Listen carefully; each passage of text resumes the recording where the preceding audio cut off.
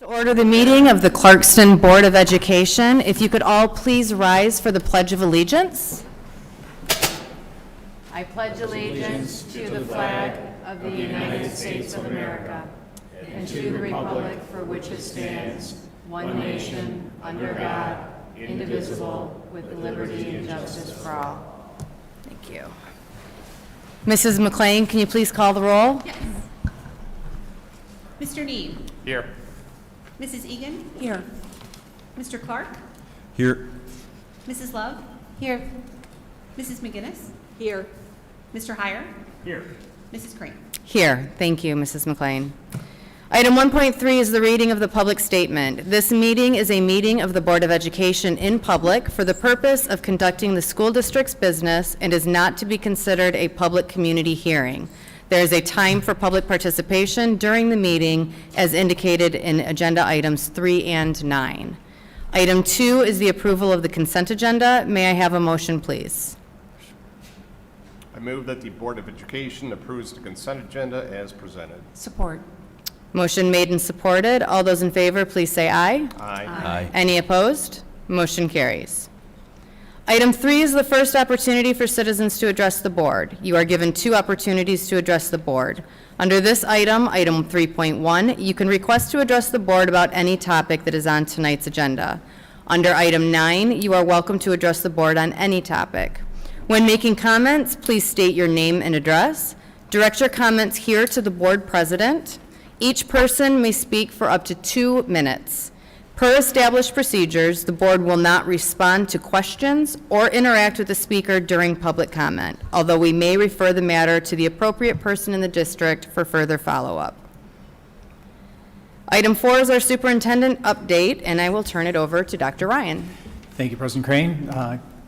Good evening, community. Welcome. We're glad to see a little audience tonight. We're very excited about having some updates for our construction trades program here in Clarkston. Also, see Mr. Steve Wyckoff in the audience and be able to recognize his efforts and how he helped build Clarkston over the years, literally as part of the trades program.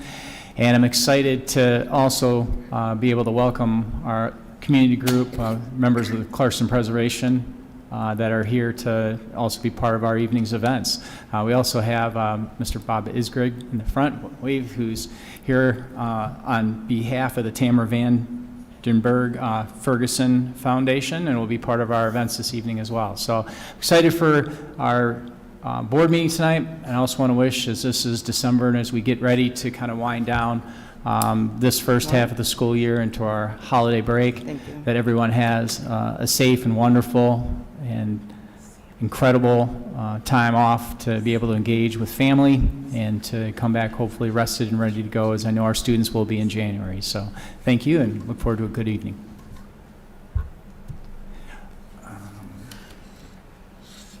We'd also like to take this opportunity quickly to introduce our brand new student reps. They are not officially sworn in yet, but we are doing an orientation, and I asked them to join us in what will be their seats. If you guys could just stand up and say hi. I have Jay Ponce, who is our senior rep, and I have student representative Boone McNaughton, who is our junior rep. Thank you, guys. All right. Item 5 is now our presentation items. Item 5.1 is an update on our construction tech program. Thank you. And this evening we have Mr. Adam Goring, Neil Granlund from the Construction Tech program, along with Scott Allball and several of our students that are within the program. So I'd invite them all to come down and share their story with us and our community.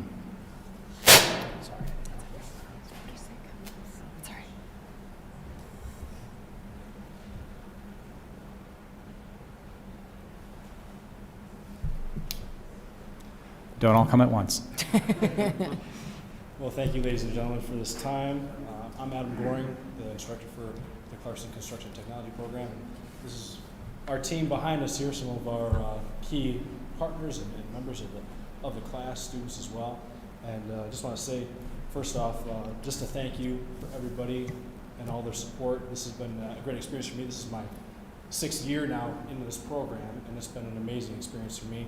to the support of our board, of our administrators, of our community, and of course, our students, their families, and the partners of our program. So as we're looking through this, we've had a lot of opportunities, you can see in the pictures behind you there, to continue to grow. We've had a lot of work in shop, we've had a lot of work on site, and as I've gone through this process, you can see right there in the upper right-hand corner, we've got our practice house, and that's given us an opportunity to bridge that distance between our current students that are in the program, our community members, our community sponsors.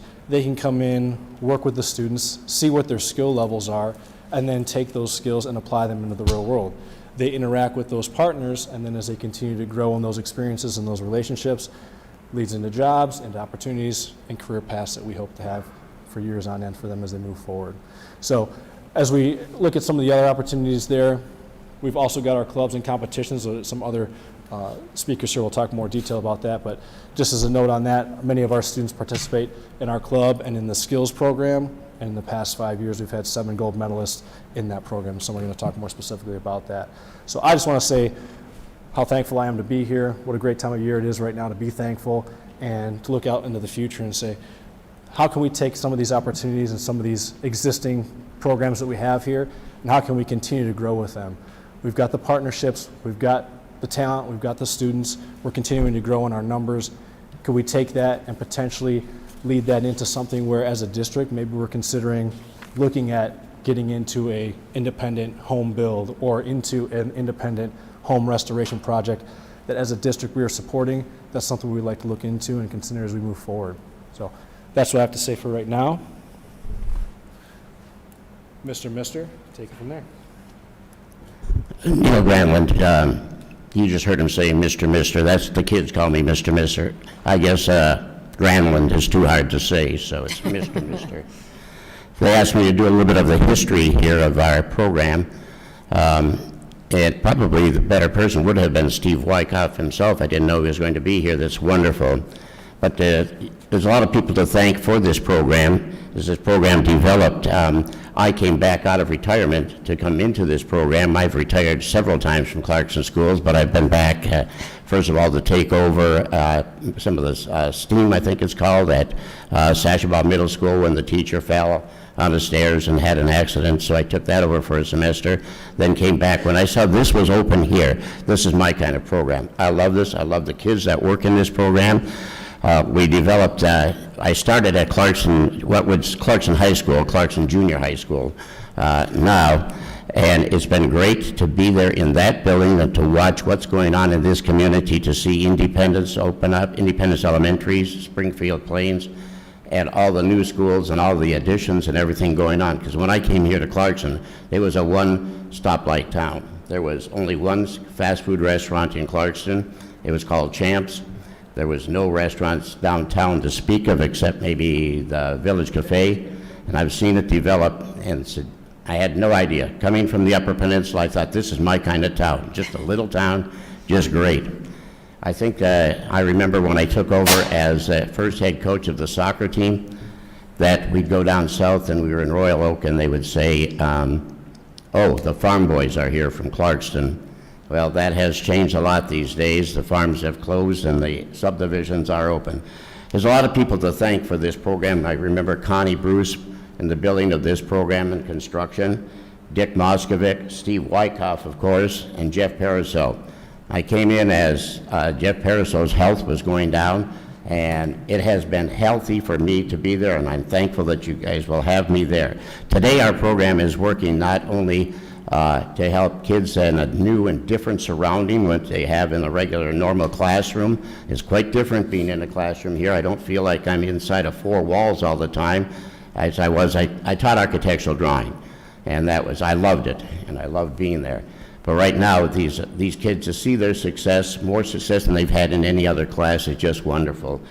So I've watched the development of the junior high school, and our kids get to watch it. That's what's great about this program. Right now, we're right in a position where we're seeing that building from the ground on up. And we've worked with such great people here as Albau, They will bring us any learning situation. They will call our kids down, and we get there right onto the site and watch what's going on. We have Elliot, who's the foreman for AUK.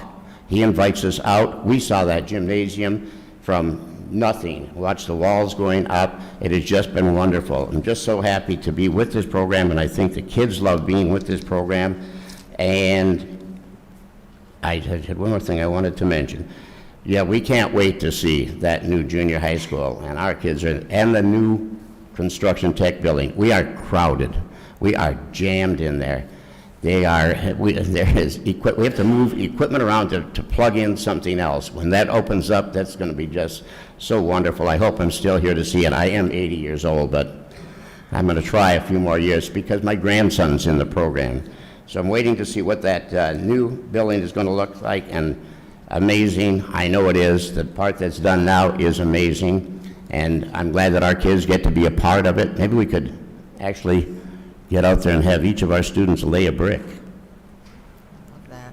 They could say they were part of the building of that, part in building that program. So yeah, I'd like to thank you and the community, and I wanted to mention one more thing. Last year we gave you each a cutting board. I see some new faces. If you need a new one, and I wanted to tell you, I forgot to tell you, if you need to shine that up, go to Ace Hardware, and you have to use a mineral oil that's food grade. It's in the food department, and you rub that on there. If it's too scratched up, return it to the building, and the kids will bring it back looking like new. Okay, thank you very much. Please share, how many years have you been in Clarkston Schools as an employee? 56 years with the schools, yeah. 56 years. That is absolutely amazing.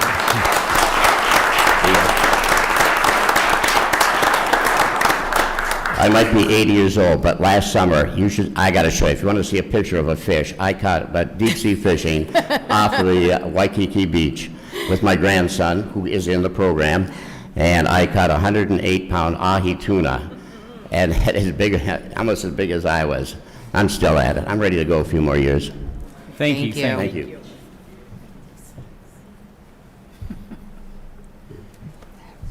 Hi, I'm Scott Albaugh. I'm the president of Albaugh Masonry.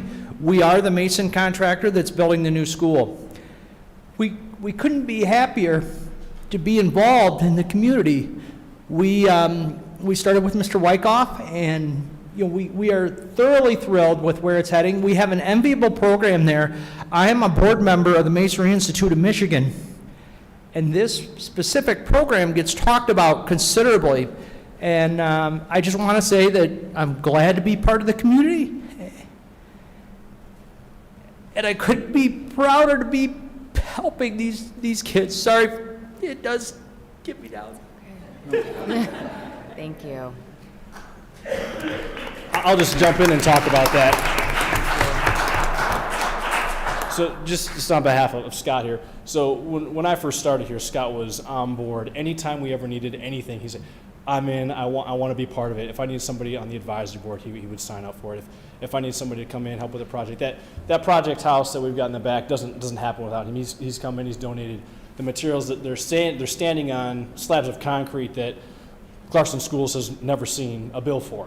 They take care of the materials, they take care of the time. He brings in his professionals that are working on multi-million-dollar homes all over Southeast Michigan, and they're coming in and showing our students the best of all the techniques and trade skills that are in masonry. And as we're moving forward into the bigger projects, he's always been on board with that, him and Rachel, as they've worked together with us. She's always there with us when we have our trades days. They're there working together, hand in hand, helping us bring our students up and bring them into the real world of the trades. And we couldn't be more thankful for their time, their efforts, and their dedication to our program. So thank you to them. Thank you. Thank you.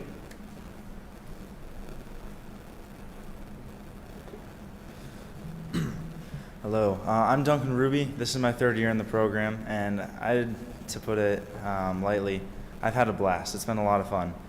I had the opportunity to work with the Skills USA team and compete in the Teamworks build and in the individual build. A couple years ago, we went to nationals, and last year at states we placed second, and that was phenomenal. In the future, I plan to go to college, and I want to study business, but as a minor, I want to do construction. That was something that I had not even thought of until I joined this program. And this program its possibilities are endless. My plan as far as now is to study entrepreneurship, and I would like to start my own construction company one day. And the resources that I have gained through this program have been very, very helpful towards that path. Construction I love. I'm in many AP and honors classes that take up a lot of my time and stress. The ACT is coming up, and it's taken up a lot of my time, and one of my favorite things has been to come every day to the construction program and work out my stress in building things from molding and baseboard stuff to building walls and plumbing and electrical. Many things that I would have never touched if it weren't for this program. Recently I've been getting into making cutting boards and pens, and that's something that I had never seen before, but it's been very cool to see, and I get to donate back to the program, which I'm very grateful for. Thank you. Thank you.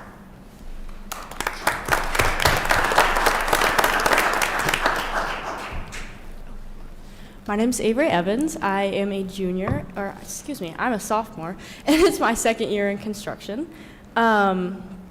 I also had the opportunity to join Skills USA. Last year when I was a first year, Mr. Goring came up to me and he's like, I have this opportunity to join Skills USA. You'll be competing in carpentry, and I had no idea what I was getting myself into, and it was probably one of the greatest decisions I've ever made, because I was learning things that I never thought I would learn. Things that people my age in my construction class haven't even learned yet. I was so far ahead, and it put me so far ahead, and I'm so grateful that I took the opportunity. And the big question is, what do you want to do in your future? And that's the thing that draws a lot of people into the construction tech program, is they really want to go into construction or plumbing or whatever it is. But for me, it was that I didn't know. I still don't know, and that's what brought me into construction, that even if I don't know when I'm done with high school, I have something. I have construction. I have the things that my teachers have taught me. And I can honestly say that every teacher I've worked with, Mr. Goring, Mr. and Mr. Wood, who's not here tonight, have put a lot of trust in me and built my confidence so high because they believed I could, and I did. This program means a lot to me, and that's it. Thank you. Nice.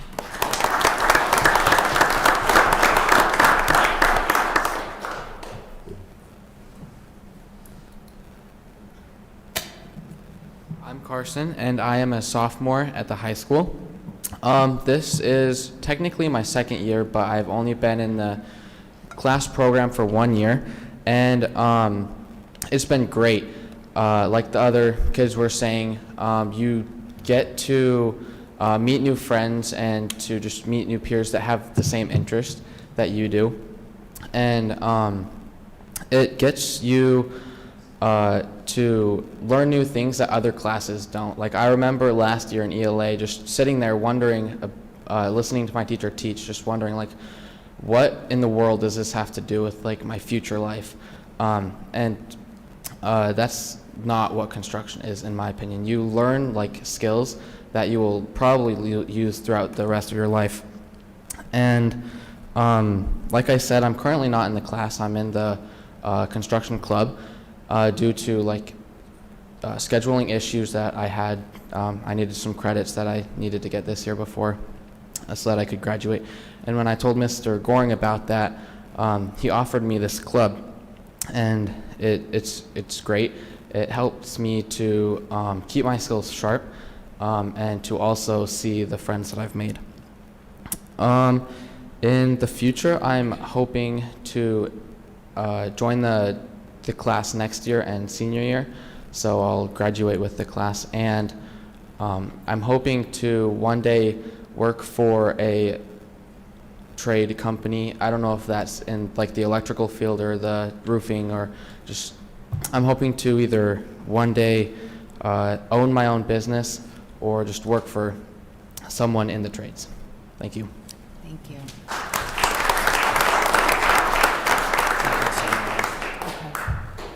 Hey everybody, my name is Wyatt. I'm going to be talking about the practice house that we get the absolute joy to work on. On the left of that picture, you'll see All Ball working over there with us, and then on the right, we have Hilti Tools. The practice house is great because we get to have partners come in and teach us new things. Hilti came in and did a tool demonstration for us on some really cool concrete tools. And one of the reasons I love the practice house is because it gives us experiences that we'd never get in the classroom. Classroom's great, but it's really nice to be able to work on the full-scale thing and get that experience. I'm sure my dad enjoys it because he just helped me help remodel our house this past summer and made me climb up in the attic a bunch, do the electrical he didn't want to do. But one of the things I love most about the practice house is we get to work with heavy equipment, and that inspired me. I want to go into heavy equipment operating when I'm out of high school. I've got to operate things like skid steers, excavators, skylifts, skyjacks, concrete buckets, and never would have thought that would have been a calling for me, but it's been a great time. I wish we had the picture, but Mr. Bennick went out there and joined us and got an excavator one day, and that was a great time having the principal out there with us. But it's overall just going out in the practice house is a great time. It's a great sense of community. Both classes are out there. Mr. Wood and Mr. Goring are corralling us all to do different assignments, and it's a great time. Thank you very much.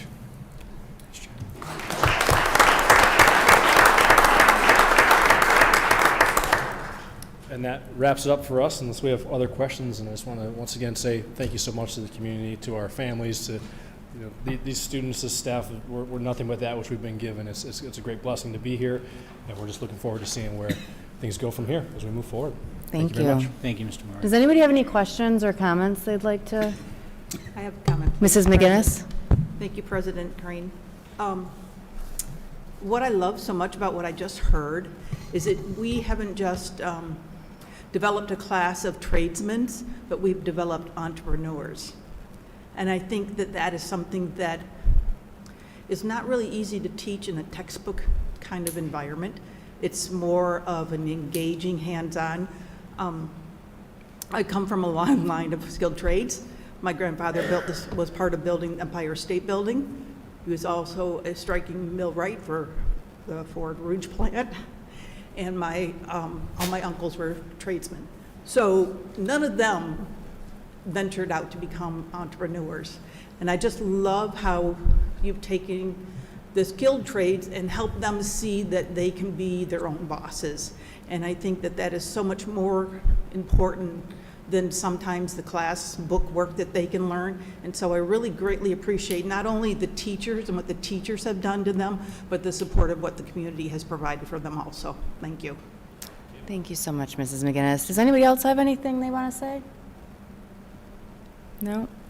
Well, my colleagues I know are sick of hearing how much I love the construction tech program, but this is one of my favorite presentations. I love to see the updates. As you've all heard, my son was in the very first class, and I've always been incredibly grateful for all that it taught him. He's never heard me brag about it, but he is in the audience tonight, so he gets to hear me brag about it. I feel like it's just done great things for him. You guys, you students, talk to somebody who's been through it. He's been able to, while he didn't end up going into it, he's been able to buy a condo and use the skills that he learned to really fix up his condo. And I've just been really grateful for everything he's done. So I would love if you guys could come through and just shake our hand so we could say thank you, and thank you for coming tonight. We would very much appreciate it.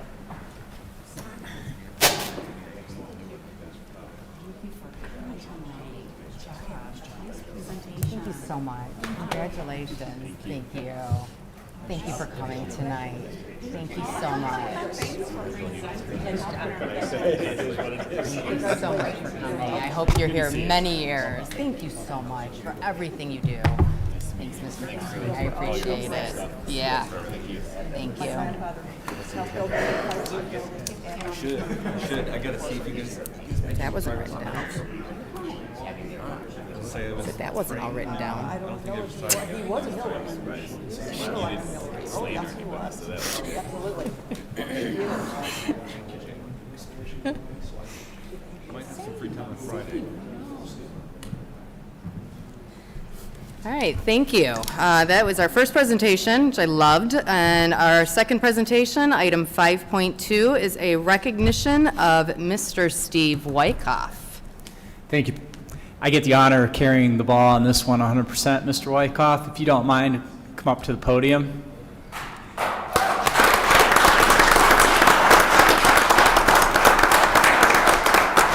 Thanks, Sean. Some relationships go way, way back, and the one that Steve has with Clarkston Schools is over 30 years. And I could give you the bio part of it, and I will, but that's not where the heart of what this evening is about. Steve Wyckoff retired in June of 2024 after 34 years with Clarkston Community Schools. As you heard, he's one of the founding fathers of our construction tech program, which began in 2017.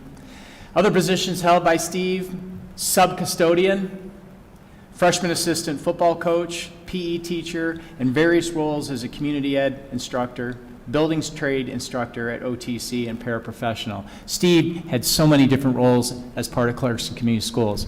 When I first met Steve, I was principal of Clarkston Junior High School. And it was more than, as time flies, going on 20 years ago, which is absolutely amazing. And knowing Steve at the time, he was a PE teacher. And I was a younger man at the time as well, and not only did I instantly gravitate towards Steve and his positivity and can-do attitude, he was also very much into physical fitness and weight training and everything at the time, and got to go down during some of the weightlifting classes, and again as principal, to have your suit and dress shirt on and go down, rip off the tie, and start doing bench presses with the kids. It was a lot of fun. And Steve and I started that little, I think he thought it was a little odd for, okay, the principal's bench pressing, and he can out bench press the class at the time except for you. And I thought that was awesome as well. But we used to have a lot of talks, and it was kind of like, it wasn't quite father-son. It was more like principal, teacher, big brother, little brother type conversations. And we had these over years, and we talked about everything and anything. And one of the topics I distinctly remember talking at the time was, he'd be, Sean, what have we let happen to the hands-on kids in Clarkston Schools? He's like, when I was younger in Clarkston Schools, we had shop classes, we had metal shop, we had automotive, we had so many different, he said, I thought we had like 13 teachers or something crazy like that, right, Steve? It was, we filled up these classrooms. And then everything became about college prep, and every kid has to go to college, and slowly they whittled away and they disappeared. And how sad it is. And he's like, Sean, if you're ever in charge of anything more than Clarkston Junior High, I'll ride shotgun with you. We will get something to happen, and we can rebuild it. He's like, but you can't wait too long, because all us old timers are eventually going to die. And when those embers are gone, you remember saying, when those embers are gone, you're going to have a hell of a time getting it going again. That's a quote from you, Steve, I recall, all the way back then. And it stuck with me as we had different opportunities to start looking at the trades, and it started to become more apparent in Michigan that if you're even a little aware, some figures have it as high as over 200,000 jobs in Michigan are open in the trades. And as the baby boom generation retires, it's even a steeper decline. And anybody who's been out there who's ever tried to hire a plumber or work with a carpenter or have somebody do remodeling, you know how difficult it is. And it's not one of those jobs that's going to be replaced by AI. It's not going to be shipped to Japan or China or overseas someplace. It's something that we have to build here in America if we're going to stay strong and be vibrant and continue to build our infrastructure. Because it's much more than just houses, it's bridges, it's roads, it's all the things that we count on, that we depend on, that take hands and students that have skills not only in the classroom but can build things and really take things to another level that really matter. And Steve had that vision, and he stuck with it through several superintendents and landed to where we thought, you know what, now it's high tide, but what can be different? And the great thing about Steve as a visionary is, you know what, again, none of those side big brother talks is, you can't just have another wood shop class, Sean. You need to make it so they can have skills that they can take into the workforce. He says it's got to be bridged. No longer can high school for kids be an endpoint. When they leave trades and skilled areas in high school, they need to go out right into the workforce because there's such a terrible need for it. We can do that here, but we have to be deliberate. He said to me that we had to put in a context that we really have to have the students that are getting those skills and ready to go out into the workforce as they leave high school. And also have opportunities, whether it's thinking about entrepreneurship, building their own businesses, or carrying their own fields within the trades, an opportunity to move further in their education past Clarkston schools. He saw it at so many different levels, and he was way ahead of his time. And him and the crew, as we built the program, you know, to me, that in itself is exceptional. But that's not even why we're here tonight. Because to me, looking at Steve and what he brought when I saw the relationships, whether it was a PE class or students that were swinging a hammer, he knew how to make connections, old school connections. Kind of like you think about that old football coach that grabs the helmet and pulls the kid in because he loves him and gives him exactly what he needs to know at that moment to kind of engage. You know, as my kids say, lock in, lock on, right? Ready to roll. And he brought that. And one student in particular caught my attention when I was transitioning as an interim superintendent, trying to get the real job here in Clarkston, was a kiddo named Jagger Woody. And some people might remember him. He totally captured my imagination to the level that I actually shared it out to the community in one of my updates.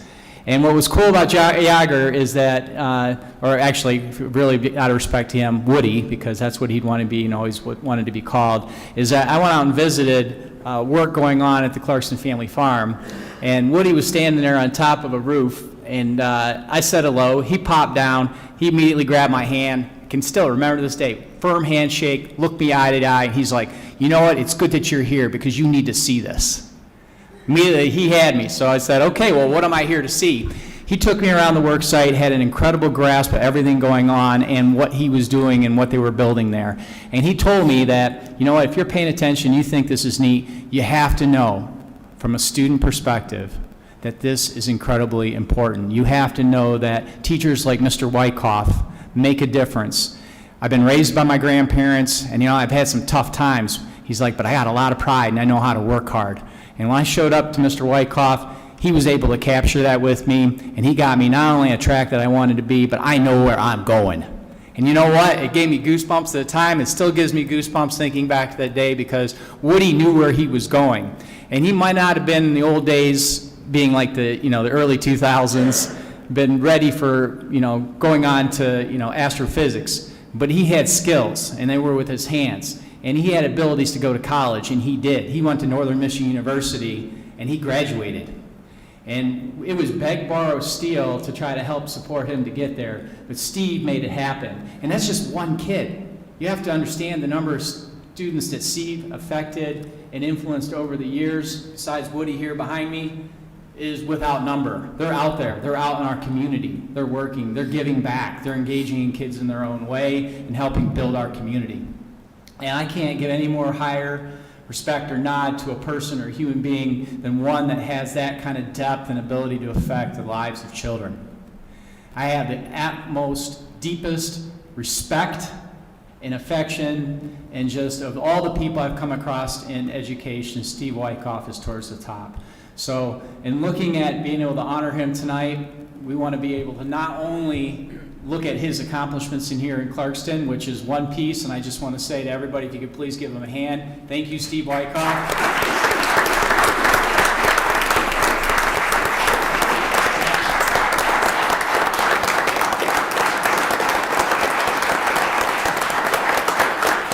Thank you, that's wonderful. Sean, those were very kind words, and I do remember those conversations in that smelly fitness room. Good times. And Jagger turned out to be a stud. Very proud of him. He graduated with our daughter. All through elementary school, I heard a lot of Jagger Woody stories. And, he's a great example of what really can happen when you set your mind to it. I haven't been here as long as Mr., at least employed. I've been here for 62 years, but I only taught for 34. And, 17 years of construction, 17 years of phys ed. That was a very colorful ride.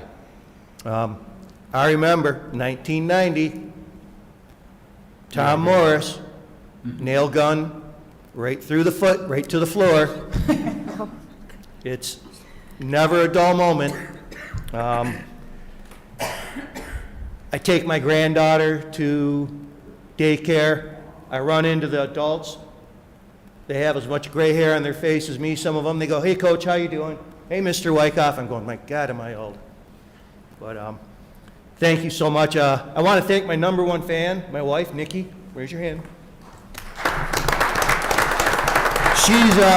She's allowed me to coach late. She's allowed me to go mow the Bailey House yard. She's allowed me to leave early in the morning to prep. So without her, I really couldn't do a lot. Without the Board of Education, your support, helping out funding the trips to northern Michigan, believing that we could actually finish what we thought we could finish, and, sometimes making chicken salad out of things that aren't chicken salad. Adam taking the torch, carried on. Scott, I called Scott up on a whim, say, "Hey, you want to help out? This is what we do. I don't know what we're trying to do exactly yet," but he was all on board. And, everybody, the passion has always been there.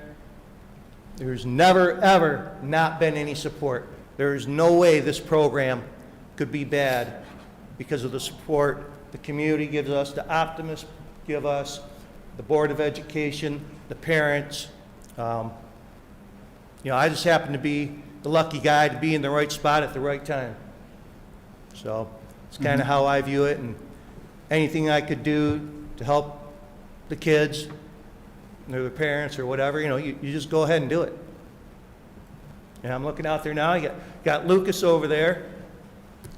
He was one of the first students in I think 2017 when we started. So, I have other kids in his class that are linemen now, doing quite all right.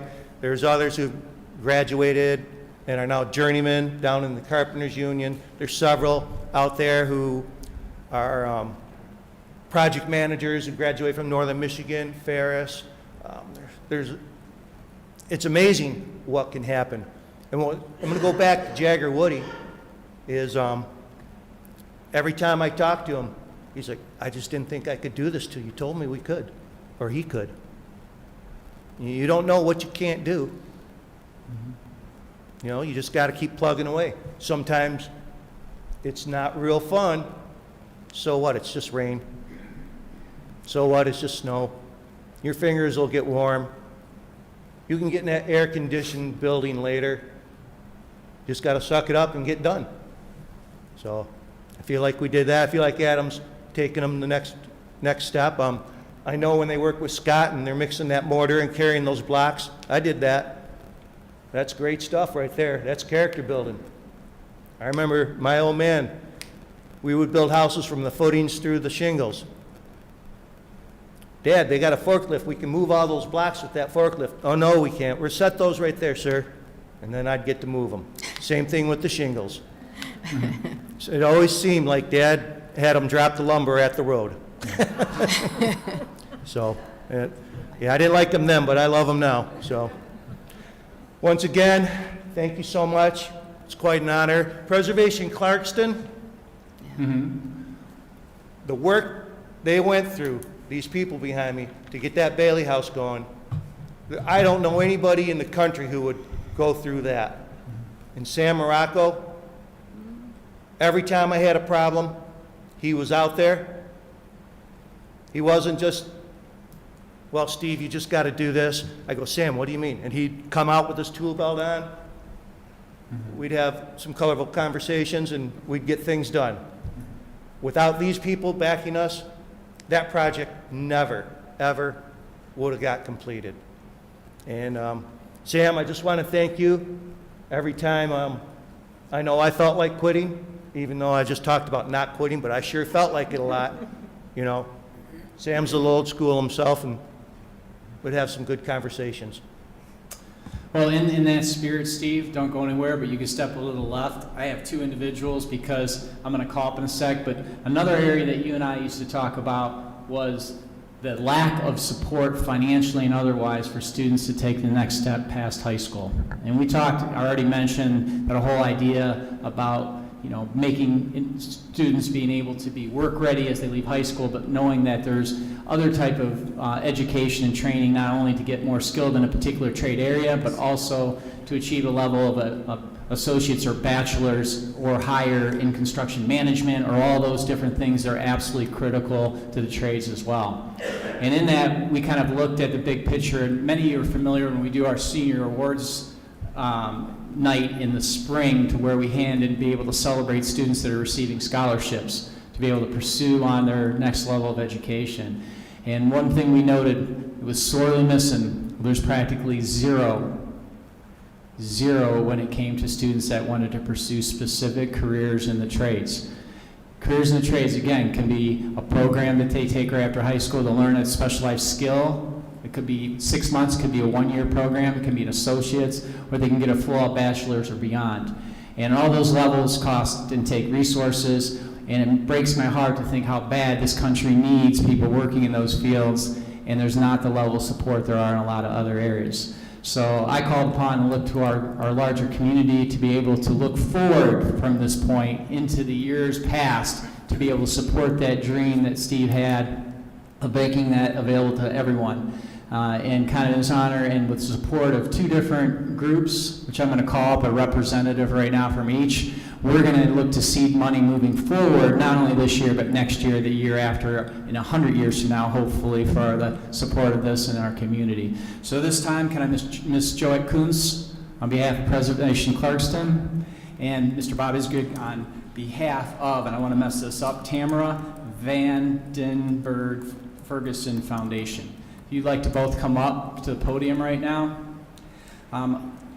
In courting and talking to both these groups about looking into the future of being able to support students in the trades, I asked for support of not only now looking at what we have, but looking into, again, next year, the year after, how can we really systemically and longitudinally and over time be able to draw in those financial supports. And I have a commitment from both Preservation Clarkston over the next number of years as being part of the core belief system, not only in building and taking on projects to restore the history of Clarkston, but they are putting into their, really the core of what they're about, being able to support students that are in programs that lead to the trades and supporting their further education. And the other, Tamara Vandenberg Ferguson Foundation, along the same lines of providing major scholarship support. And looking at least this year and working together with Preservation Clarkston, we're able to bring an additional for a seed of $20,000 that we're going to build on year upon year to draw off a scholarship fund. And from the Tamara Vandenberg Ferguson Foundation, we're looking at a commitment of $190,000, including 3 4-year scholarships at $15,000 a year, plus 2 additional $5,000 trade program certification and completion programs. What an incredible start that we can move forward. And this doesn't end here. I'm going to be really looking, first, let's give them applause.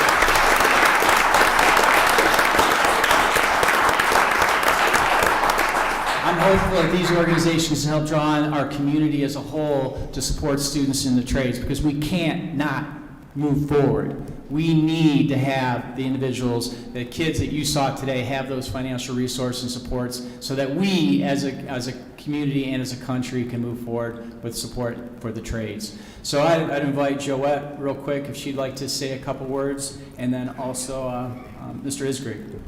Thank you. I'm going to speak. These are Sam's words. Preservation Clarkston is a 501c nonprofit in our community, which was started by a group of residents in an effort to save local historical buildings, including the Bailey House on Sashabaw Road. We participated with the Clarkston Community Schools Construction Technology Program in 2019. The mission was to teach students construction skills for entry into construction field at either an apprentice or a level or a college level. Besides saving one of the founding family's homes, this Bailey House, who came here in 1835 with roots in the Mayflower and the American Revolution, was also renovated and expanded. The village of Clarkston City Hall, in partnership with the construction students, was also renovated. Preservation Clarkston was also instrumental in saving the oldest barn in Waterford, which was located on Scott Lake Road at the time and was moved to a park in Holly. The skills learned on these types of projects exceeds what would normally be learned in a new construction or a classroom environment. Renovation work accounts for more than 50% of the construction company's work. Over $600 billion was spent in 2024 on renovation work in the United States. The need for students to learn renovation work is imperative to their success and ability to compete in the construction field. The partnership between Preservation Clarkston and the tech program helps bridge the gap for the skills needed to excel in the trades by working in the field with licensed contractors. It was important to us to be able to provide aid to students so they could pursue the career in trades. This scholarship program will help with our goal to do that. Special thanks to the Board of Directors of Preservation Clarkston, Steve Wyckoff, Sam Morocco, Maggie Morocco, Jennifer Danino, Bob Massino, and Bill Kuntz. Notable sponsors who made this possible were the DeRibbon and the Ribbenberg family, John and Molly Austin, and Karen Advanced Carpets. So thank you for this introduction. Thank you. Thank you. Mr. Easker? Yeah, thank you. President Crane, I want to say, and Dr. Ryan, you have a gift, because I just was involved with my grandson going to Michigan State. He was a graduate from Clarkston, and I saw what it cost. And I realized that the small scholarships that the Ferguson Foundation was giving to Waterford and Pontiac and some other areas, $5,000 is great, but it didn't cut it. And it's a nice gift, but it's not $30,000, which is what a tuition at Michigan State would be. And kids graduating from colleges or trade programs, owing a house is very difficult. I went to Dr. Ryan, he and I talked, we met, and he took the ball and ran with it. And I went to the board with his proposal. We were able to get this year $190,000 for scholarships. My hope is that we can do that or better every succeeding year. So I'm hoping that the Ferguson Foundation can continue with that program. We already bought you a piano. Which we Two of my kids were in appreciate. band, Thank one you. was in orchestra, grandkids. But anyway, we're hoping that we can continue the scholarship program, contribute to it. Dr. Ryan took this program, the idea, and ran with it, and his office was really great to work with. And I'm hoping we can continue it in the ensuing years. We have a pretty large fund that we have to give every year, and so I'm hoping that we can continue that in the ensuing years. As I told Dr. Ryan, we gave $1.5 million to Wayne State to fund a chair, so we're looking to do more for Clarkston. Gee, I wonder whose kids went to Clarkston. All right, thank you very much, Dr. Ryan. It was great. Thank you. Please pass on our thanks to the whole foundation. Thank you. Thank you. If you don't come through, Yeah, please come through to shake our hand. We really want to give you a personal thanks, and thank you all for coming tonight. come on. Yeah, we'll get up front in a minute, Sam. We want to, we would like to shake your hand, and then we'll all come up and do that. Is that okay? Yeah, thank you so much. Yeah. Thank you.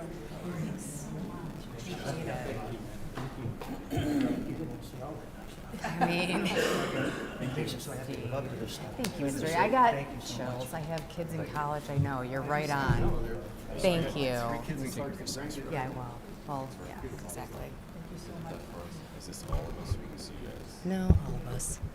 Okay, thank you. We're going to take a short 5-10 minute recess so that we can get a picture, and then the people who do not want to stay for the rest of our business meeting do not have to stay, although I welcome you to stay.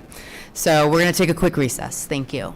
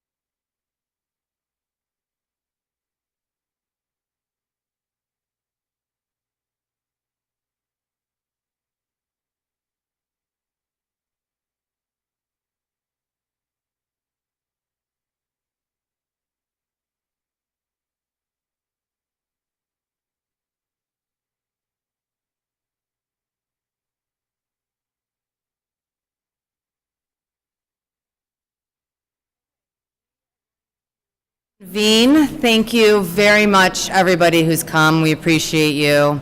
Item 5.4 is our pupil accounting update. I still have Mr. Lucido. Yes. Thank you very much for being here, Mr. Lucido. I hope you're feeling well, recovering. Yep. Appreciate it. Thank you. So this is an analysis of our enrollment and where we're at for this year.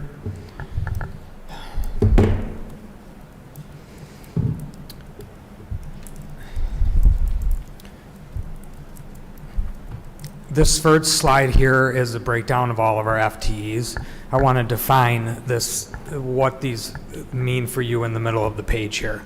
So an FTE is defined as a full-time equivalent. That's what we use to define a student who goes here full-time. Every full-time equivalent that we get in Clarkston, we get $10,050 from the state of Michigan. The CCS gain of $29.58, when we say CCS gain, we're referring to our brick and mortar buildings. The CCSV loss, that is our virtual program. The RVS loss, that is the same virtual program, but that are the students that we have in restorative agreements, and then also students that we took from outside of the school district into our virtual program. The shared time program, that is the partnerships that we have with the private schools, and we are down 5.31 FTEs in that program this year for the first time in many. So with all of those programs that we're highlighting up there, we're down 40.73 FTEs. If you look at the red dot up there, we are at 8,885.67. That's the total FTEs we have for the district when you take our brick and mortar, our virtual, and our shared time FTEs. The blue line that you see there, that's currently what's showing up every day in our schools in Clarkston, the 6,467.74 FTEs. Down at the bottom, you can see our shared service FTEs is 2,228.93. And then our virtual program, you can see the decline that we had since COVID when we created it. And right now, we only have 111 in Clarkston Virtual and 18 in Renaissance Virtual.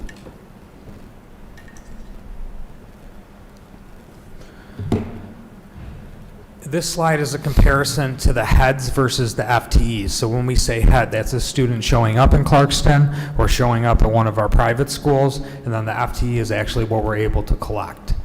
So I want to point out the difference in the amount of the heads that we have for shared time. It's 7,694, and the FTEs we're actually collecting is 2,288.93. So we actually have more students enrolled in our student information system and that we're tracking in shared service than we actually do in our brick and mortar buildings. So that's what I wanted to highlight on this slide here.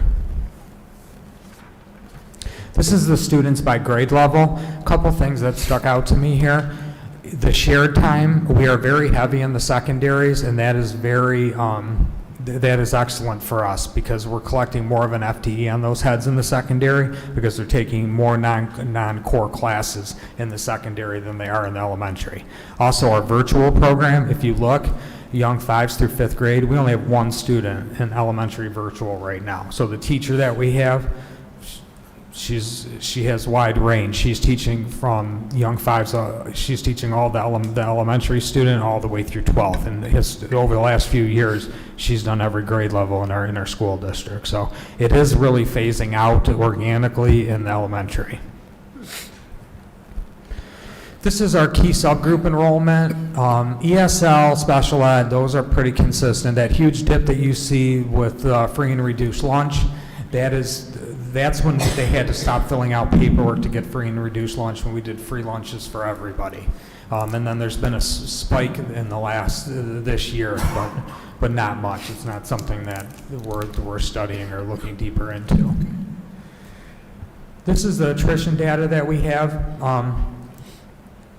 I have this since 2015 up here. Nothing is really sticking out to us. Outside of COVID, it's been pretty consistent. This is where we have the data just from last year. So these is where kids went just from last year. So we have 27 that enrolled in a non-public. I want you to pay attention to that. I do hear that a lot in the community and within the school district about how many kids we're losing to private schools. We lost 27, but if you look at this sheet and you look at 25, we took in 48 from non-public. So we're actually gaining this year from our private schools. And this is our K-12 pupil enrollment history. This shows basically if our class size from the time that we started increased or decreased. If you go back to 97, 98, we were getting tons and tons of kids. And then we stayed, the last 5 years it's been kind of consistent. In the last 2 we're shrinking a little bit. And this is by the numbers of where we're at. So shared service head count, 7,664. Renaissance, we're at 18. Clarkston Virtual, 111. The total district FTEs, 6,467. And district head count total is 6,484. So if you look up there, the difference that we have right now, our young fives were up in our brick and mortar 29.58. Our virtual program down to 33. Post-ties down 10.83. Project Search, which was part of our adult transition program, is down 4. Clarkston Virtual down to 32. Our early childhood FTEs that we're getting for special eds at 1.5. Total FTE loss 51.75. When you factor in shared service with that, we're down 57.06. This is our school of choice programming. This year, we took in 109 kids to school of choice. Those are the programs that we have there. And when you look at the top, the fall 24 to fall 25 comparison, that's how many kids are currently in the program or transitioned from 24 to 25. But this year we brought in 109 total. So some data on our school of choice kids, that's another thing that we hear a lot is the drain that's out of school district kids are having on our school. So we studied the attendance. The attendance is they have more unexcused absences than our district choice, but it's not even by a half a day when you look at this data. Academically, when you look at the Fast Bridge for the winter, math and reading, our school of choice kids scored higher than our Clarkston resident students. And then when you look at the spring of 24, 25, our school of choice kids scored higher in reading, but slightly less in math. So that's for the whole of 24, 25, how our students performed. This is our capture rate. This is where we take and study what percentage of the Oakland County births we are capturing.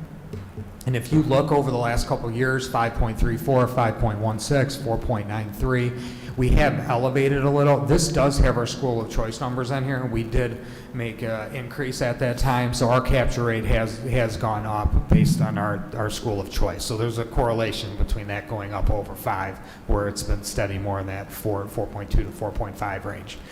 But if you look down at the bottom, when we look at the capture rates for young fives, this base in kindergarten, the last line there, the last box, you have young fives kindergarten student gain loss projections. If you look at the capture rate, next year it'll have us down 7. Then for 27, it'll have us up 7. And then 0, it'll be flat for going into 28. We just had a study done by Plant Moran, which we have done every few years. Plant Moran looks at a few other things like building permits and so forth in the area. And Plant Moran's projection enrollment has us down 36 next year, then an additional 8, then an additional 13 for our young fives and kindergarten enrollment. To be clear, is that with or without the additional school choice students? Is that just? No, that would be with school choice. With it. Yep. Yep. And this is the enrollment summary analysis. So like I said, we are down 51.75 FTEs when comparing. That put us down at 5706 with shared service. Virtual programs down 33. Renaissance Virtual lost 32. And then our brick and mortars are up 29. And we have the shared service going down by 5.31. You remember what I said on the first slide, that this is all tied to the funding that we get for the state? We have a $536,097.15 deficit that we weren't expecting. So that's where we're at with enrollment. If we didn't have those school of choice kids, we'd be down $1,575,337.50. So, you know, when we talk about our staffing and finances, we always equivalate $100,000 to roughly what it costs us to have the teachers. That would be taking over a teacher FTE from each one of our buildings if we didn't have this. So it does look like it's going to plateau our projections, but we have had these projections that showed us going flat or losing slightly, and we've dipped significantly more. So recommendations: continuously monitoring the trends, evaluate the general and special ed programming for open enrollment, evaluate current program offerings, and evaluate sustainability given a projection continuation and an enrollment decline. When we lose students like this, it is hard to offer all the foreign languages, the CSM techs, the IBs, the construction techs. There's not enough kids to fill these classes. So that's very important that we have enough enrollment to keep this going. About 7,000 is where we would like to be. This is my 13th year with the district. When I started here, we were well over 8,000. 1,300 kids at the junior high and at the middle school, 1,800 at the high school. We're down to 1,500 and under 1,000 at the other two, and we haven't cut any programming. So it is very, very challenging for us to sustain this model going forward without making some difficult decisions on either programming, more open enrollment, or other ways to increase funding, because the money we're getting from the state is not enough to operate with the current offering and class sizes that we have. And I'll take any questions you have. Do we have any questions? Mrs. McGinnis? With this, families that choose at home, schooling at home, is there any possibility, or have we looked at considering making a magnet school at any one of our buildings to provide them an environment that might be conducive to what they're looking for in their home environment, segregated from the school district full environment? We do have some homeschool kids coming here to take co-curriculars. That is something that the homeschool kids are allowed to do. We have not done any target marketing necessarily to homeschool kids in the community, but that is an opportunity. I'm just thinking about, what might be their first and second reason for why they choose, and if any of those reasons are something that could be accommodated through a magnet school building, where if we have available seats, of which we're already trying to fill with school of choice to begin with, could we consider making a magnet building or a magnet wing on a building where we could house current families who choose to school their students at home? Thank you, Mrs. McGinnis. Thank you. Does anyone else have it? Mr. Need? Mr. Lucido, thanks again. You do this every year. You do a great job presenting this information. And you mentioned on the K-12 history, and I think you mentioned it in your comments, they're relatively flat for several years, and the last couple of years we're down like 50 kids. Do you have any reason? Can you come up with any reason for that? I haven't. And when you look at the attrition where the students are going, I don't see some trend of concern. Okay. Thank you. Mrs. Love? So I had two questions. Is this just like Greg Mead said, you just do this every year, or are you kind of getting at something that we might need to do? Because it says, I don't remember it saying evaluate current program offerings in the past. Are you trying to lay groundwork to potentially cutting some programs, or? Well, I think it's not part of this presentation, but we're looking at a pretty significant, we have a healthy fund balance right now, but we're spending it down. So we don't have a crisis by any means. Clarkston Community Schools is doing excellent, but we're going to need to make some tough decisions over the next 12 to 36 months, because that's probably about the timeline where our fund equity we'll be borrowing. Okay, and so by tough decisions, you haven't really come up with them yet, but it could be cutting certain programs, it could be increasing class sizes. Raising class sizes, cutting programs,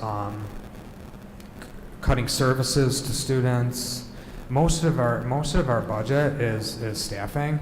So yes, that's most likely where it would come from. We're trying to do some creative things right now, since Kirsten's been on board, I think we found about $500,000 worth of efficiencies that we've already implemented going into next year, and a couple hundred for this year. Just some different things with our food balance being where it is and so forth.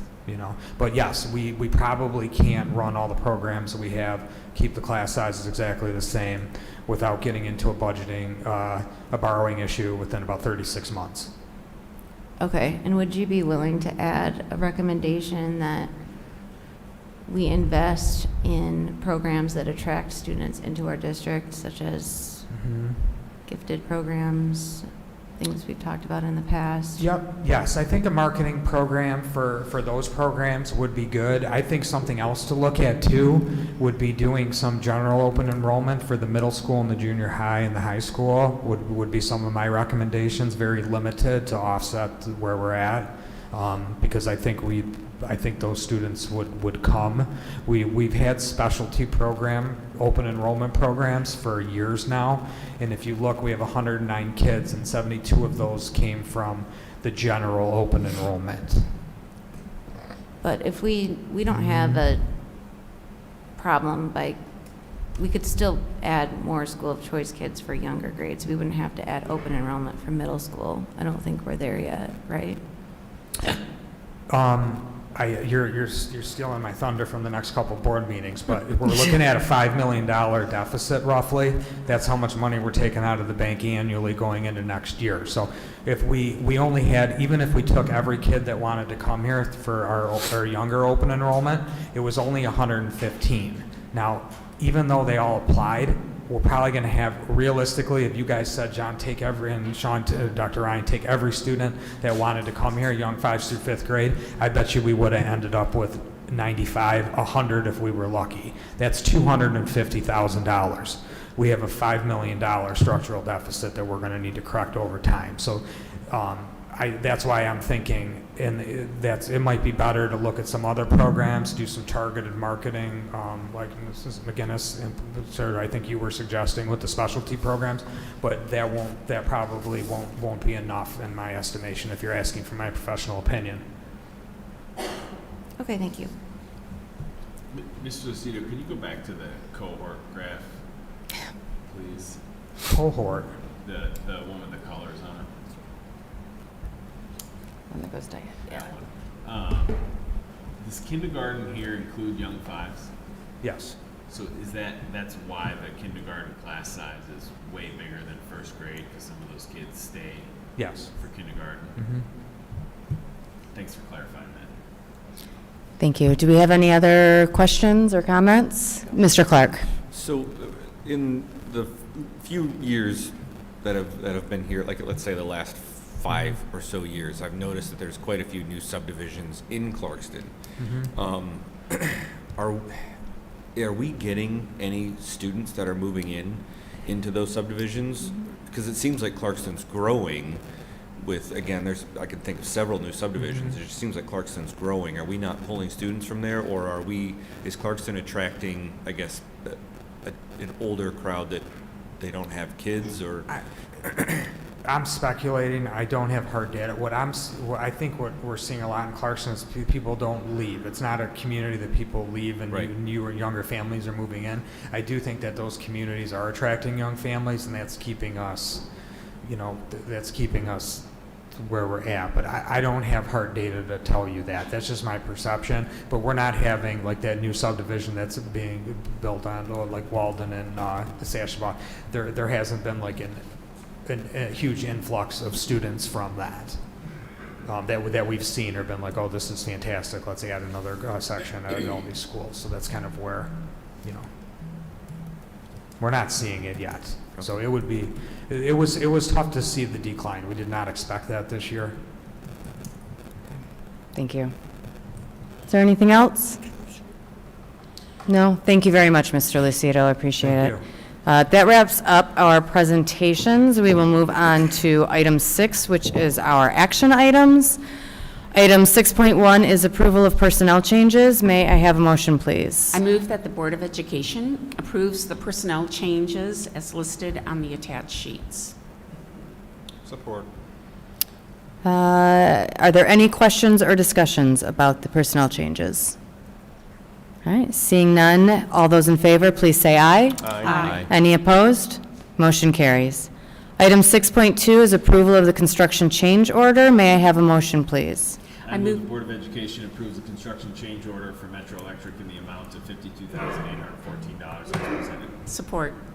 Motion is made and supported. Are there any questions or discussions about the construction change order? All right, seeing none, all those in favor, please say aye. Aye. Any opposed? Motion carries. Item 6.3 is approval of the Clarkston High School bid pack. May I have a motion, please? I move that the Board of Education approve the contracts noted in the attached schedule for the amount of $6,937,878 and include a 7.5 construction contingency of $520,341 for a total of $7,458,200. Let me try that again. $7,458,209. Last time, I'm going to get it. All right, I believe in you. $7,458,219 as presented. Thank you. Support. Motion made and supported. Are there any questions or discussion? Seeing none, all those in favor, please say aye. Aye. Any opposed? Motion carries. Item 6.4 is approval of the OCSBA resolutions regarding House Bill 4558 in Earleon, Michigan. May I have a motion, please? I move that the Board of Education votes to approve the recommended OCSBA resolutions as presented. Support. All right. Are there any questions or discussions about this? Mrs. Love. Yes. I would like to oppose this resolution on two fronts. First of all, I don't think that this is the role of the Oakland County School Boards Association to take positions on, or to respond, as it says, to House bills. That's why we have a legislature that's elected. I also just disagree with it on its front. I don't believe there's any data that it would decrease the number of willing candidates. It certainly wouldn't decrease campaign, or it wouldn't increase campaign costs, in my opinion. I had to spend a lot of money to let my views known, and that they did in fact reflect the community. And I believe that we should knowingly support candidates that align with our values. And I feel like not Clarkston, but Oakland schools or the left in general is oftentimes trying to guise things that are in fact leftist or democratic policies, and they're trying to hide it basically as nonpartisan. That's my opinion. I know everybody doesn't share that, but I don't think that we should go down this path either, that we are opposing or supporting certain House bills. I don't think that's the role. I think there's a separation of these responsibilities, and this crosses that line.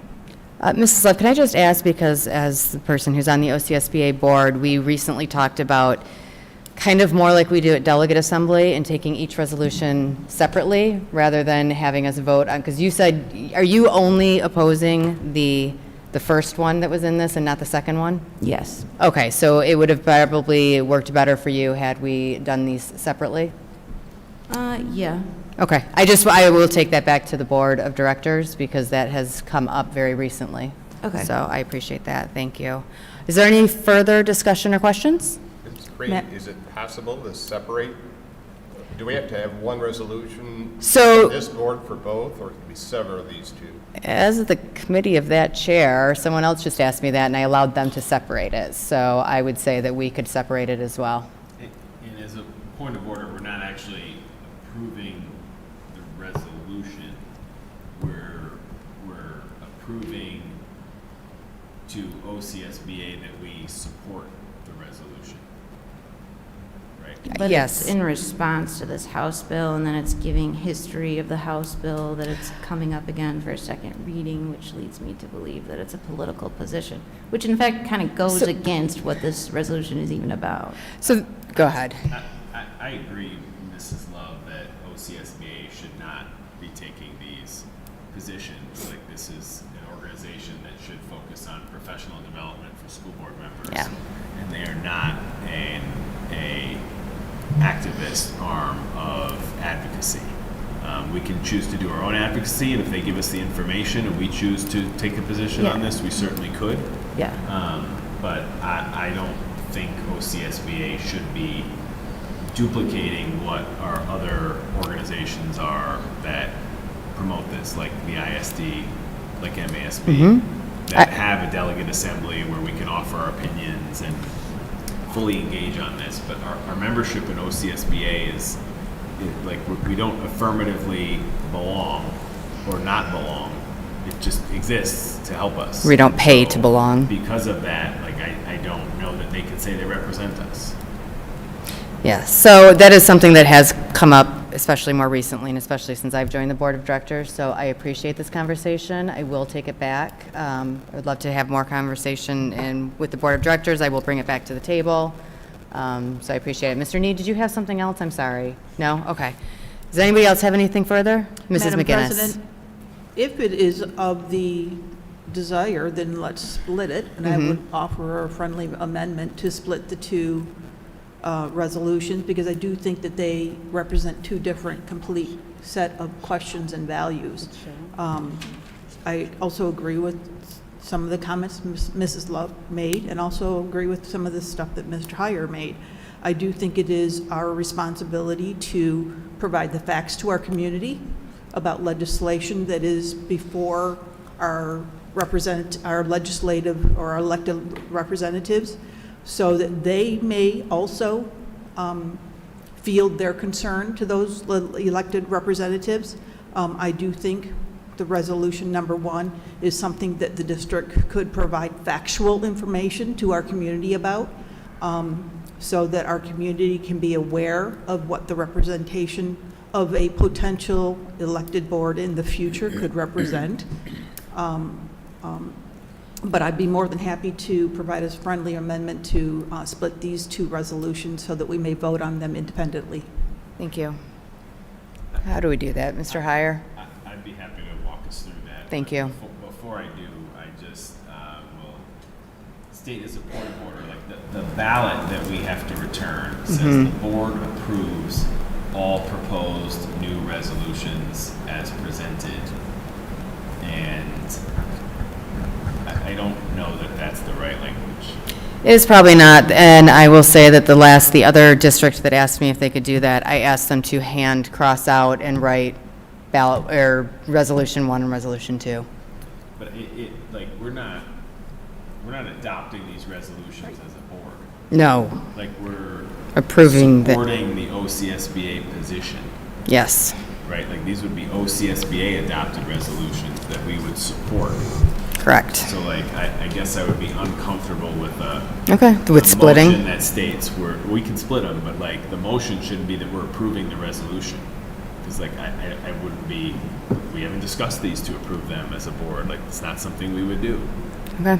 So I think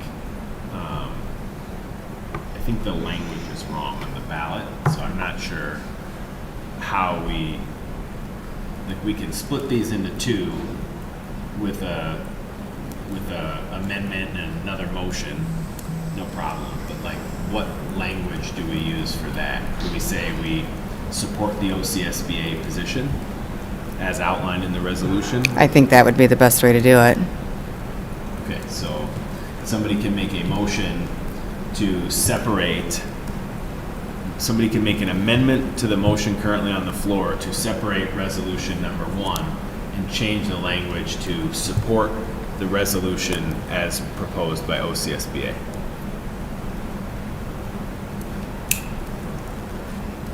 I move that the Board of Education separates proposed resolution number 1 from action item 6.4 to read that the board supports the resolution. Do we have support for the separation? Support. Thank you. All right, so do I need to carry that, right? So Now that. we vote on that. Then we vote on the amendment, which Yes. is now on the floor. Okay. And then we vote on the original motion. Sorry, we are still learning Robert's rules. I'm trying. Okay, all those in favor of the amendment that's on the floor to separate, please say aye. Aye. Any opposed?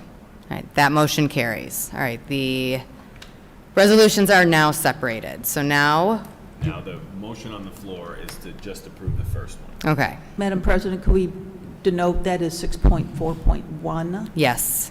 Thank you.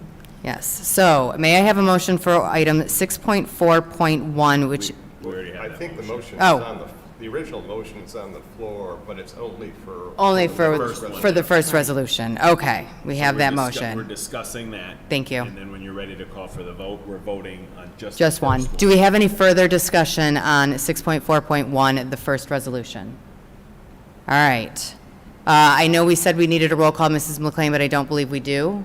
I don't think so, because we're just supporting. the Correct. resolution. All right. All those in favor of supporting the OCSBA position on resolution number 1, please say aye.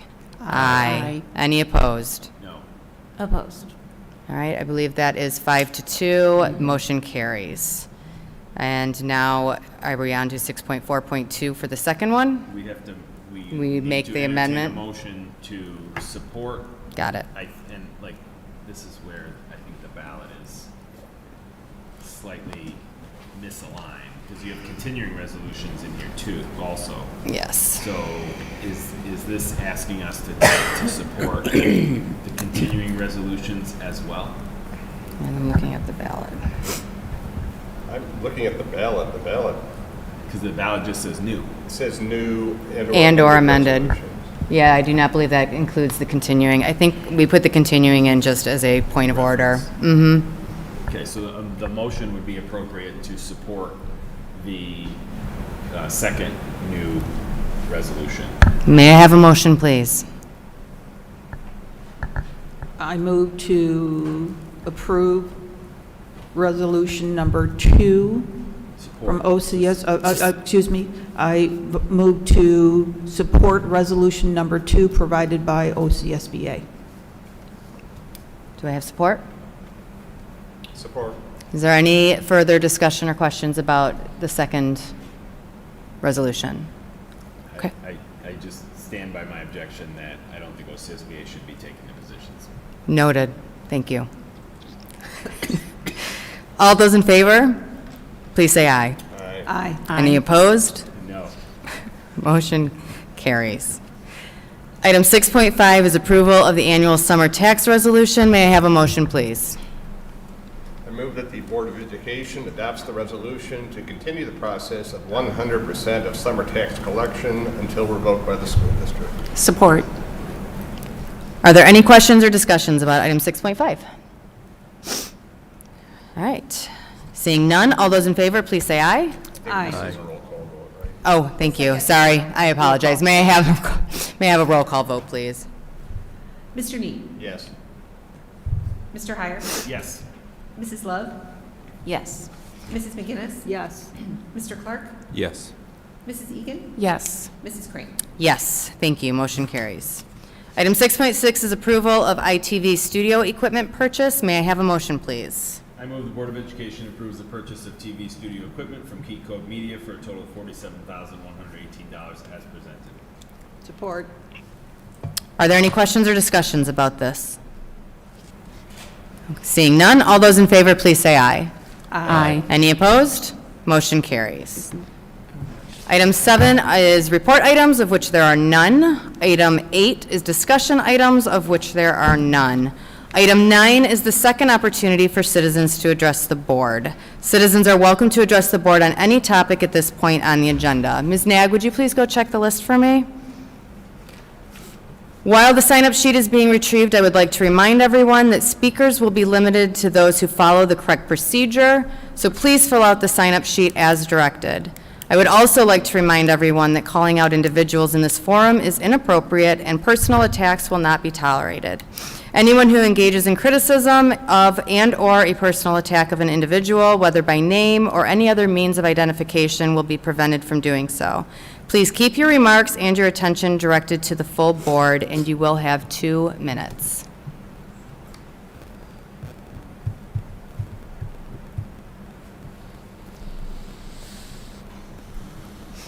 Thank you, Ms. Nag. I appreciate it. All right, we have 2 citizens who would like to address the board. I think, I'm sorry, please correct me. Ms. Norma Hyduck, is that correct? Thank you very much. Ms. Hyduck, if you could please state your name and address, and then I will start your 2 minutes. Sure. My name is Norma Hyduck, 4434 Coastal Parkway, White Lake, Michigan. Thank you very much. Here you go. Good evening. I'm here to discuss the proposed 1.5 millage increase disclosed by the board member at the Rochester High School. I want to thank the board for answering my letter that I sent about a month ago, and you explained the ballot process to me, and I appreciate that. However, I'm here to discuss housing affordability, the crisis that we are having in our country and in our county. I believe that housing affordability is a local, state, and federal responsibility, and property taxes are composed of that. I always tell stories. It's part of my theme, it's part of my nature, and if I don't have my whole 2 minutes, I'll come back again, because I think my stories mean a lot. But my dad had this philosophy, he had a 25% philosophy when I was growing up. The gas tank was at 25%, you gotta go get gas, even though I didn't have money to ever fill it up. He also had 25% philosophy about finances. 25% of your income should go to your mortgages, your taxes, and association fees, things like that. 25% to food, electricity, gas, maybe some of you guys live the same philosophy. 25% to car payment insurance, and 25% for emergency fees and potential retirement someday. Your speaker that you had previously is right. Right now, students are graduating with college expenses equal to a mortgage, and I do not know how that fits in my dad's equation. What you're proposing, or what they're proposing at the county and they're talking about, is equivalent to a 4.5% increase in property taxes. And that, I sent you a spreadsheet today. And if a person was making $52,000 a year, it is equivalent property taxes now in Clarkston about 8% of their take-home pay, just to let you know. 30 years I moved to Clarkston, 30 years ago, started out in Andersonville. I have 4 family members that are my best friends and have been with us since Andersonville. Out of the 4 families, we all have children that continue to live with us. Each one of them has graduated from college. Each one of them is not living there by choice, but by necessity. Thank you, Ms. Hyduck. Your 2 minutes is up. I appreciate it. Thank you. How do you say her last name? Joette. Oops, that's what I thought. Ms. Joette Kuntz, thank you very much for coming back up to the podium. Please state your name and address, and then I will start your 2 minutes. Joette Kuntz, 974 Reese Road. Thank you. I would like each of you on the board to mark your calendars for January 5th at Clarkston Independence Township Library. We, as you know, we're in America 250. This is our 250th year going forward to July 4th. We are blessed by the DAR to have the Battlefield Trust American Revolution Museum. It's a national museum coming to us for 1 week at the library. And we're going to have a little kickoff. And so 4:30, January 5th, at the library. So please put on your calendar, you will get an invitation. And I have just a short thing. I'm part of Wreaths Across America, which usually you will see at Great Lakes National Cemetery, but we have 1,139 veterans at Lakeview. And I had a broken arm, and I didn't get the graves marked in November. But I called the National Honor Society today with a few adults and a few of your great kids. We just put those like Miss Dig flags out there because it's hard to put wreaths out in a community cemetery. There's 9,600 graves there, but 1,152 of them are veterans. So I thank you, and thank you, the Honor Society. Thank you very much, Mrs. Kuntz. Item 10 is information items. Our next Board of Education meeting is a week from tonight. At 6:30, we have our closed session superintendent evaluation. And our next regular Board of meeting comes in the year 2026, I can't believe it, on Monday, January 12th at 7 p.m. Item 11 is adjournment. May I have a motion, please? I move to adjourn. Support. All those in favor? Say aye. Aye. Any opposed? Motion carries. We are adjourned. Thank you, everybody.